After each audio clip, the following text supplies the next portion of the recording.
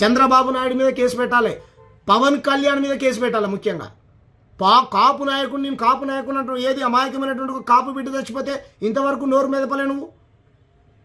పవన్ కళ్యాణ్ యాడికి పోయినవయ్యా నువ్వు? ఆ యువకుడి సాగు కారణం ఎవరు?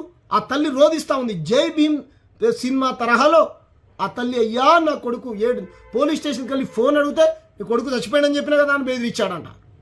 ఇదా పోలీసులు వ్యవహరించే తీరు ఆంధ్రప్రదేశ్లో? తెలంగాణ జర్నలిస్టులపైన, తెలంగాణ మేధావులపైన అక్రమంగా కేసులు పెడతారు.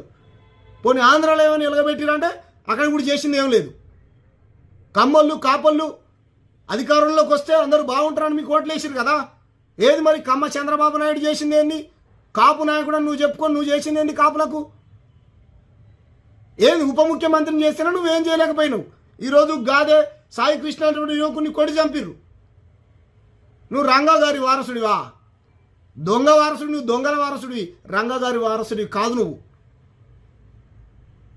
నోరు మెదిపోయా మాట్లాడు.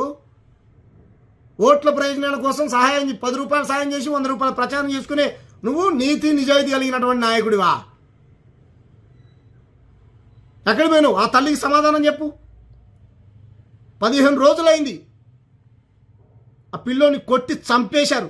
డెడ్ బాడీని అప్పచెప్తారా? ఆ తల్లి రోధిస్తూ ఉంది, ఆ తల్లి ఏడుస్తూ ఉన్నది. ఆ తల్లి దుఃఖాన్ని ఎవరైనా ఆపగలుగుతారా?